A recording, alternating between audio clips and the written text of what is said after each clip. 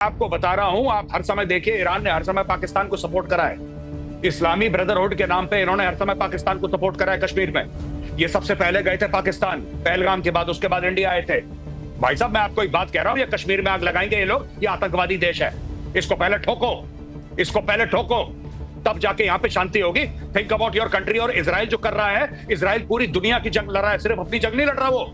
और ये अमेरिका भी कहता है कि जिस दिन इनके पास न्यूक्लियर वेपन्स हुए ईरान के पास, ये अमेरिका के लिए खतरा है, इजराइल के लिए खतरा है, पूरी दुनिया के लिए खतरा है। ये पागलों की रेजिम है, ये पागल लोग हैं, दिमाग से पैदल हो चुके हैं, इनको निपटाना बहुत जरूरी है। ऐसे ही इलाकों को, जगहों को जहां पर वो इनको निशाना बना रहा है, ऐसा ही एक और टारगेट आज भी यहां उड़ा दिया गया। अगली खबर देखिए, ईरान पर इजराइल का जोरदार प्रहार। पश्चिमी और मध्य ईरान में मिसाइल अटैक, इजराइल ने सैन्य ठिकानों को बनाया निशाना।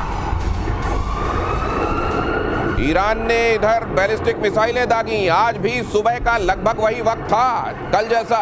आज जब पहली किरण फूटी, एक बार फिर से इजराइल में कई मिसाइलें फूटी। सवाल यह भी उठा कि क्या आयरन डोम अपनी इफिशियंसी के हिसाब से काम कर रहा है। और यहां पर देखिए, दोनों ही तरफ से आज रक्षा मंत्री ने, इजराइल के रक्षा मंत्री ने स्पष्ट किया कि हम तेहरान पर और सघन हमले करेंगे। और इधर आप देख रहे हैं, हर दिन ईरान की तरफ से जो गुड मॉर्निंग हो रही है वो इस तरीके की हो रही है। कई बैलिस्टिक मिसाइलें इजराइल में जाकर अलग अलग जगहों को निशाना बना रही हैं। आज तो माइक्रोसॉफ्ट के ऑफिस के करीब जाकर यह मिसाइल फूटी। ईरान ने भी इजराइल पर पलटवार किया, एक के बाद एक कई बैलिस्टिक मिसाइलें दागी। इजराइल के कई इलाकों में सायरन की आवाजें लगातार गूंजती रहीं पिछले 2 दिनों से।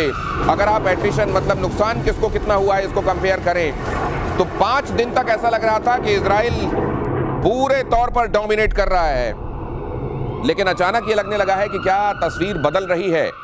और यहां निश्चित रूप से अब लोगों के दिमाग में ये भी उमड़ घुमड़ रहा है कि अमेरिका, ये 2 हफ्ते की बात, कई लोग तो ये भी कह रहे हैं, जैसे अगर आप पश्चिम के अखबार पढ़ें, वॉल स्ट्रीट जर्नल जिसने पहली बार ये कहा कि शायद अब अमेरिका भी इसमें इन्वॉल्व होगा, ट्रंप ये मूड बना रहे हैं। इसमें यह भी कहा गया कि 2 हफ्ते का वक्त, ये 2 हफ्ते, कई लोग ये भी कहते हैं कि ट्रंप के बड़े फेवरेट है, अक्सर वो जब मियाद मांगते हैं तो 2 हफ्ते की बात करते हैं। एयर मार्शल पीके श्रीवास्तव मेरे साथ आज यहाँ इस चर्चा में जुड़ रहे हैं। और कर्नल साहब, बहुत स्वागत है आपका। शैलेंद्र सर भी मेरे साथ जुड़ गए हैं, अक्सर वो खबर का सीरियस पहलू आपको समझाते हैं।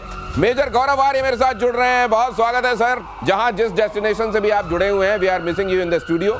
लेकिन पहले तो मैं ये जानना चाहता हूं कि ये नाप जोख, ये जो पलड़ा ऊपर नीचे हो रहा है दोनों का, ये इसमें अब आखिरकार क्या अगले 2 दिनों 3 दिनों में कुछ सिनेरियो बदलेगा, या इसी तरीके से गुड मॉर्निंग होगी ईरान की तरफ से? देखिए, मुझे ऐसा लगता है कि अब धीरे धीरे आप देखेंगे करीब 3-4 दिन के बाद कि ईरान के जो हमले हैं इजराइल के ऊपर, वो हल्के पड़ने शुरू हो गए हैं। देखिए, इनकी सप्लाई काट दी है। ईरान जो भी बनाता था वो भी खत्म हो रहा है। इजराइल की सप्लाई चालू है। वेस्टर्न वर्ल्ड पूरा का पूरा सप्लाई कर रहा है हथियार। तो देखिए, इजराइल की जो सप्लाई चेन है वो बरकरार है, लेकिन ईरान की सप्लाई चेन कट चुकी है। कोई जहाज नहीं उड़ रहा वहां पे। एक चाइनीज, आपने बताया था कल परसों अपनी शो पे कि एक चाइनीज जहाज बेचारा गरीब सा वहां पे आके लैंड करा है, तो क्या ही दे गया होगा वो। मेजर साहब, लेकिन जैसे 2-3 और उड़े हैं चाइना से और अचानक रेडार से गायब हो गए, जैसे ईरान के पास पहुंचे।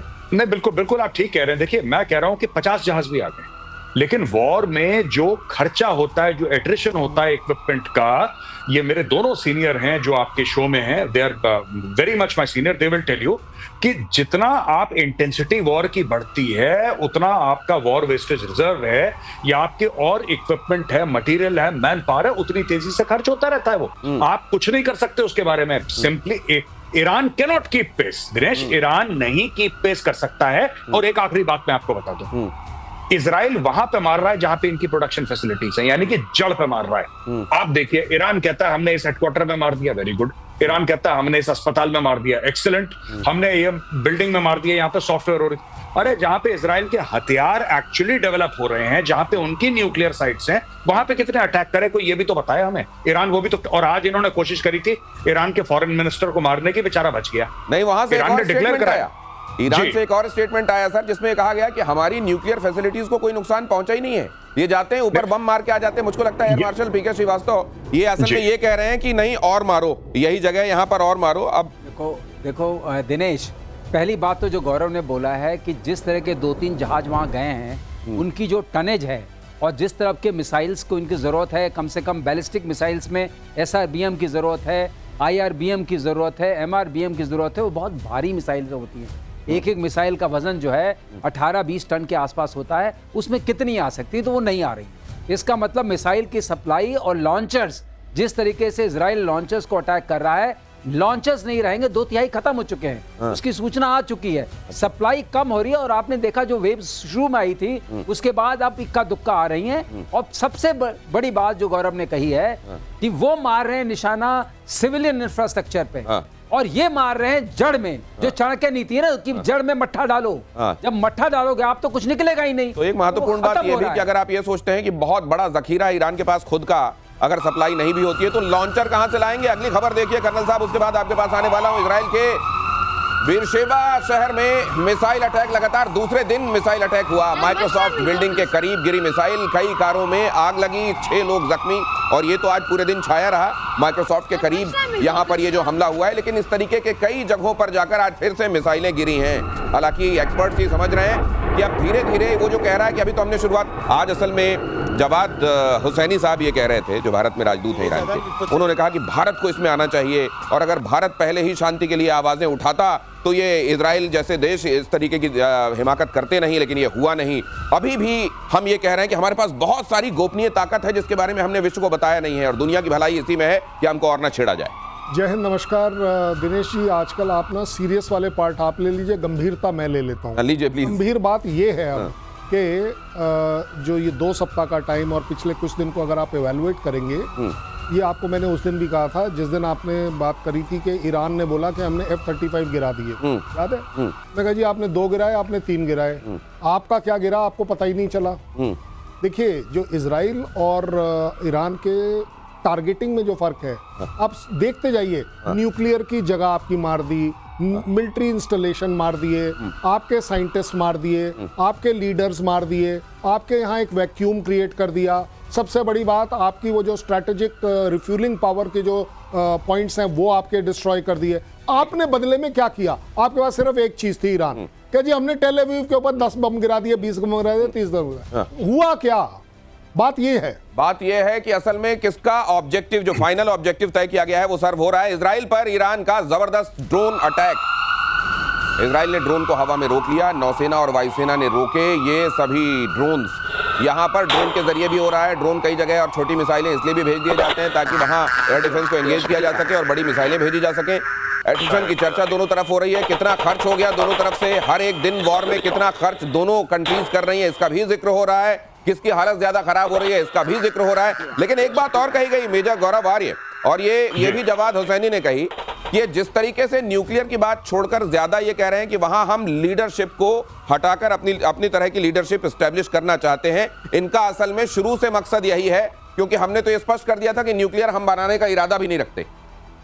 देखिए, जब तक आप सांप का सर नहीं काटेंगे तो कुछ नहीं बदलेगा। अगर ये कहते हैं कि न्यूक्लियर नहीं बनाएंगे तो ये तो कई बार 10 बार पहले भी कह चुका है ईरान फिर चोरी से बनाता है। इसीलिए इस बार राइजिंग लायन जो है, राइजिंग लायन पुराना झंडा है, जैसे कि कल हमने शो में बताया था। राइजिंग लायन जो ऑपरेशन है वो एक्चुअली ईरान का शाह के जमाने का झंडा है। तो ये शाह के रूल को वापस लाना चाहते हैं, और ये रेजिम चेंज ऑपरेशन है, ये मुंह पे बोल रहे हैं। इसमें कौन सी ढकी छुपी बात है? वो तो सामने मुंह पे बोल रहे हैं इजरायली कि भाई इसको निपटाना है। और जहां तक ये खमेनेई की बात है, इन्होंने मुंह पे ये बोला है कि हमें इसको निपटाना है, इसकी हत्या करनी है। साफ सीधी बात है। They say we want to kill him. अब इससे ज्यादा स्पष्ट कोई क्या हो सकता है कि ये कहते साहब न्यूक्लियर हम नहीं बनाएंगे। न्यूक्लियर तो बना रहे हैं। इनका अमाद प्लान था, अमाद प्लान इन्होंने बंद कर दिया जब इनको ये लगा कि अमेरिका ने इराक को इन्वेड कर दिया। इन्होंने बोला साहब हम तो बगल में, कहीं हम भी निपटा दिए जाएंगे। तो तब से ये बात चल रही है। फिर ये डुअल टेक्नोलॉजी की बात आप ये कह रहे हैं कि इसमें कोई ऐसी बड़ी डिस्कवरी करके वो नहीं लाए हैं। एक्चुअली ऑब्जेक्टिव ये था, और अगर वो कह रहे हैं तो एक्चुअली उनको लेट रियलाइजेशन हो रहा है, होना यही था। अगली खबर आपको बता दूं, उसके बाद आ रहा हूं। इजराइल का ईरान के परमाणु सेंटर पर अटैक। इजराइल की बमबारी से तेहरान भी कांपा। परमाणु ठिकाने पर अटैक से भड़का ईरान की सिक्योरिटी काउंसिल से एक्शन की मांग। ये देखिए जरा क्या हो रहा है यहाँ, तेहरान देख लीजिए। और ये एक न्यूक साइट है, और वहां पर हमले के बाद ये धुआं कहते हैं बहुत देर तक वहां मंडराता रहा। हालांकि अब ये मशरूम जैसा दिख रहा है कि नहीं, ये फैसला आप कीजिए। आइए, ये आपको ये बताएगा कुछ दिनों में कि यहाँ रेडिएशन है कि नहीं। सर, ये खतरा तो बना हुआ है ना लगातार। ऐसा होता है ना, किसी भी ऐसे साइट पर बहुत सारे केमिकल्स होते हैं और बहुत सारे पायरोफोरिक आइटम्स होते हैं। ये क्या है आग सर, से- पायरोफोरिक? जो आग से जल पड़ते हैं। अच्छा अच्छा अच्छा अच्छा, तो ये इन्फ्लेमेबल। हाँ, ये ज्वलनशील, ओके। ज्वलनशील, तो हाँ। ये उस तरह के आइटम्स हैं। हाँ। और ये जब भी आप हिट करेंगे खास जगह पे, आपको वो सब उड़ जाएंगे। जैसे बता रहे थे, आपको सेंट्रीफ्यूज चाहिए, आपको कॉमन हॉल चाहिए, आपको सारे वैक्यूम चैम्बर चाहिए, सब चाहिए, हाँ। तो वो सारे उड़ रहे हैं, खत्म हो रहे हैं। हाँ। अगर आपके पास अभी भी वेपन ग्रेड 60% 100 किलोग्राम यूरेनियम है भी, हाँ। तो उसको बनाएंगे कैसे? हाँ। और एक बात है, हाँ। कई बातें आ रही हैं कि ये बना सकते थे, नहीं, लेकिन एक बात ये कही जा रही है कि वेपन ऑफ मास डिस्ट्रक्शन की बात करके जो इराक का हवाला कर दिया गया, जो हाल कर दिया गया था, उसी तरीके से यहाँ न्यूक करके बिल्कुल ये वही कर रहे हैं। और ये क्या, ये ठीक है? इस पर आता हूं, लेकिन ये खबर बता दूं, ईरान को लेकर अमेरिका का बहुत बड़ा दावा। व्हाइट हाउस की प्रेस सचिव कैरोलिन लेविट का बयान, खबर फ्लैश कीजिए जल्दी से। परमाणु बम बना सकता है ईरान कुछ ही हफ्तों में। ये जो खबर आपने बताई ना, ईरान दुनिया के लिए बड़ा खतरा। हाँ, यही बात मैं कह रहा था आपसे कि जो 60% के बाद 90% जाने में बहुत कम टाइम लगता है। अच्छा, ये वो एक्सपोनेंशियल स्केल पे चलता ये है। क्या कह रहे हैं सर, ये भी समझ लीजिए 60% तक यूरेनियम को संशोधित करने में, रिफाइन करने में टाइम लगता है, लेकिन 60 से 80 बहुत जल्दी होता है। बहुत जल्दी एक्सपोनेंशियल स्केल पे जाता है, मतलब एकदम बढ़ जाता है। अब बात रही दूसरी कि अगर ये इसमें पहुंच चुके हैं तो सुप्रीम लीडर को सिर्फ इनको कहना है, ऑर्डर देना है कि बनाओ। हाँ। तो सुप्रीम लीडर को ही खत्म करने की जो बात चल रही है, हाँ। इसीलिए चल रही, लीडरशिप खत्म करेंगे तो बनने में फिर दिक्कत आएगी। हाँ। टेक्निकली जो था वो ऊपर की लीडरशिप नहीं तो खत्म वो कर- लॉबी जो हमेशा ये कहती है कि देखिए ये वेपन ऑफ मास डिस्ट्रक्शन कर करके इन्होंने क्या हाल किया वहां, इसी तरह न्यूक्लियर करके यहाँ ईरान को और वहां की लीडरशिप को निपटाने में लगे हैं, वो तो और मुखर होकर बोलेंगे आइंदा कर्नल साहब। ज्यादा बड़ी बात यह है कि ईरान ये कभी डिसोन नहीं करता कि जो उसके पास एक एग्रीमेंट के तौर पर 7% जो एनरिचमेंट अलाउड है उसको इलेक्ट्रिक पॉइंट ऑफ व्यू से, वो उसको डिसोन क्यों नहीं करता? क्यों वो ये एक्सेप्ट करता है कि हाँ कि हमारा कौन दुश्मन है? ये बड़ी बात कह रहे हैं आप। और उससे भी ज्यादा बड़ी बात कि हर एक चीज में एक आदमी की नहीं चलेगी। अकेला यूएस बोले कोई बड़ी बात नहीं। कौन सी घटना, आप अपने दिल पर हाथ रख के बोल दीजिए, क्या ईरान नहीं बना रहा होगा? और अगर नहीं बना रहा होगा तो इससे बड़ी बेवकूफी नहीं कर रहा होगा। देखिए, ईरान का बेसिक एजेंडा हमेशा से ये रहा है कि अगर न्यूक्लियर वेपन जो हैं वो डेटरेंस के हैं, जिस दिन हमारे पास ये डेटरेंस आ गई, इजराइल और यूएस मेरे ऊपर नहीं आएगा। तो डेटरेंस के ये हथियार होने ही चाहिए, वरना उतना एनरिच कर क्यों रहे हो भाई? 7% रखो, अगर उससे बिजली बनानी है तो। ईरान का न्यूक्लियर पावर प्लांट सेफ है, ये दावा किया गया। रूस और ईरान दोनों ने किया दावा। रूस ने कहा बुशहर एटमी पावर प्लांट में स्थिति सामान्य, तो वहीं ईरान ने कहा है कि एटमी स्थलों पर इजराइल हमले अब प्रभावी हुए हैं। मेजर साहब, एक बात और आ रही है सामने, लोग ये कह रहे हैं कि भाई न्यूक ईरान के पास असुरक्षित कैसे और अमेरिका जैसे देश के पास सुरक्षित कैसे, जिसने जापान पर बम मार दिया है ऑलरेडी? देखिए, मैं आपको छोटी सी बात बताता हूं, ठीक है? ये पूरा का पूरा जो स्ट्रक्चर है, ये यूरेनियम एनरिचमेंट का, न्यूक्लियर बॉम्ब्स का, ये तो वेस्टर्न वर्ल्ड ने पहले बनाया, अमेरिका ने बनाया, फिर यूएसएसआर ने बनाया, फिर धीरे धीरे चाइना के पास, यूरोप के पास ये सब फैला। मैं ये आपको कहना चाहता हूं छोटी सी बात कि देखिए, Iran even without nuclear weapons is very dangerous. बहुत खतरनाक देश है ये हमास को पैदा करता है, हिजबुल्लाह को पैदा करता है, हुतियों को पैदा करता है, इनको फंड करता है।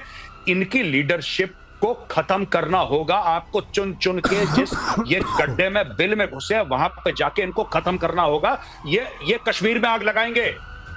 क्या बात कर रहे हैं लोग, जिनको पता ही नहीं है क्या चल रहा है। इन्होंने कोशिश करी है कश्मीर में, पर ये कर नहीं पा रहे क्योंकि वहां पे इनको इतना ट्रैक्शन नहीं मिला। जिस दिन इनके पास न्यूक्लियर वेपन होंगे, ये भारत में आग लगाएंगे। इनकी फितरत में है ये। इट इज ये सिर्फ तो सर, अगर उस समस्या के इलाज के तौर पर आप देख रहे हैं तो फिर तो इसके मल्टीपल सेंटर्स हैं सर। फिर तो ईरान भर नहीं, बहुत जगह आपको दवाई लगानी पड़ेगी। मैं आपको बता रहा हूं, आप हर समय देखिए, ईरान ने हर समय पाकिस्तान को सपोर्ट करा है। इस्लामी ब्रदरहुड के नाम पे इन्होंने हर समय पाकिस्तान को सपोर्ट करा है कश्मीर में। ये सबसे पहले गए थे पाकिस्तान, पहलगाम के बाद, उसके बाद इंडिया आए थे।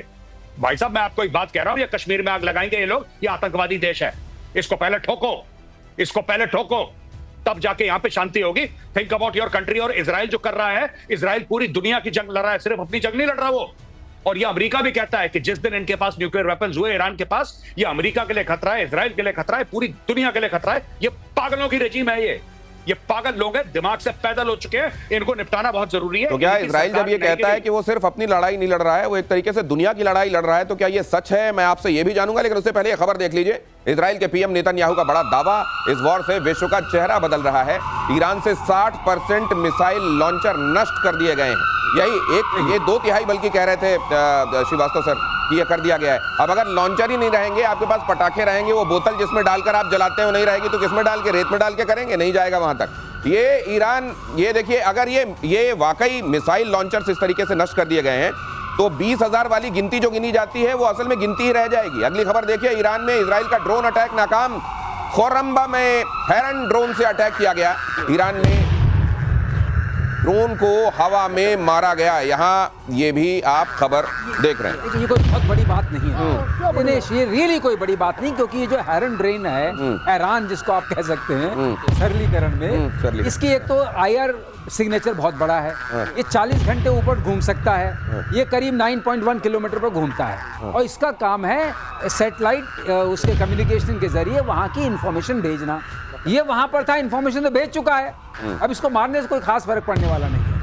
हाँ, ये automatic take off and landing वाला है, तो अगर ये वापस चला आता दोबारा यूज हो सकता था, मगर ये कोई खास बात नहीं। इसको नष्ट करना भी कोई खास निशानेबाजी नहीं है। हाँ, इनके पास मिसाइलें हैं, टोर 1, एक आध दो सैयद 2 करके है, उससे मार सकते हैं आप। लेकिन ये बहुत ही, मैं कहूंगा, बहुत देर से आए और बहुत हल्के से आए। इसका कोई असर नहीं है पूरी लड़ाई पर, बिल्कुल असर नहीं। लेकिन एक सवाल जो मैं जानना चाहता हूं, वो उधर जैसे ज़ेलेंस्की ये दावा करता है कि वो तो पूरे यूरोप की लड़ाई लड़ रहा है, क्या ये दुनिया के अधिकांश हिस्से को कट्टरवादी सोच से बचाने की लड़ाई इजराइल एक्चुअली लड़ रहा है?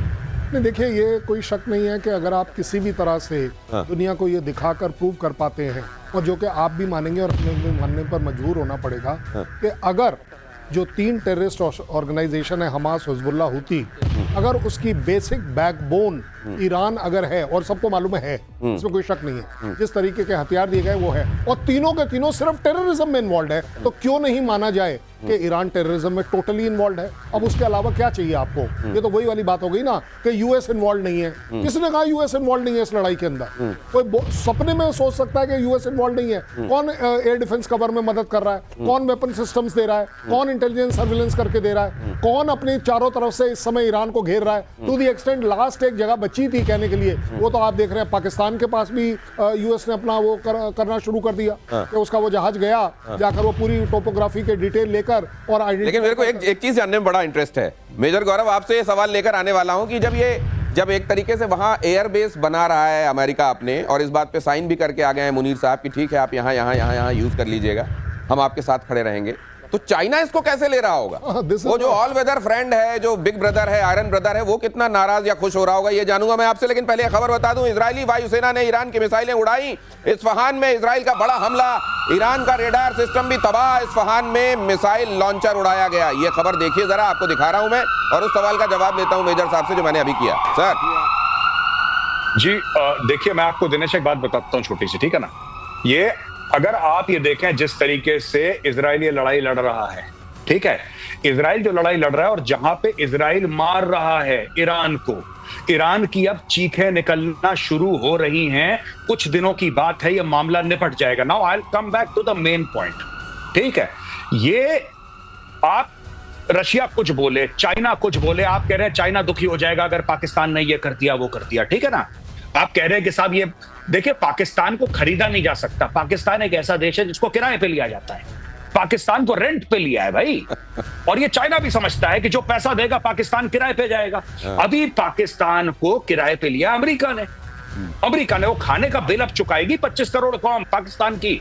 और मैंने आपकी शो पे एक बार ये भी बताया था कि जब भी गोरा हाथ बढ़ाता है और कोई पाकिस्तानी जर्नल उस हाथ को पकड़ता है तो पाकिस्तान में खून के दरिया बहते हैं, लाशें गिरती हैं पाकिस्तान में। ये भाई साहब सच है, और ये पाकिस्तान में होने वाला है। और ये बेवकूफ कभी नहीं समझते, वही गलती बार बार बार बार, जियाउल हक के समय भी वही, परवेज मुशर्रफ के समय भी वही, आसिम मुनीर के समय भी वही। ये कौम कभी नहीं सुधरेगी, ये फिर से किराए पे चली गई है और कुछ नहीं हुआ है। और चाइना को क्या लगेगा? चाइना को इनकी सच्चाई नहीं पता है। चाइना फिर इनको बोलेगा 2 रुपए और ले लो, ये अमेरिका को धोखा दे देंगे। ओ भाई साहब, इन्होंने क्या करा था अफगानिस्तान में? इन्होंने अमेरिका को धोखा दिया था, फिर उन्होंने तालिबान को धोखा दिया। क्यों आपको लगता है कि तालिबान और तहरीक तालिबान पाकिस्तान इनको रोज ठोकते हैं?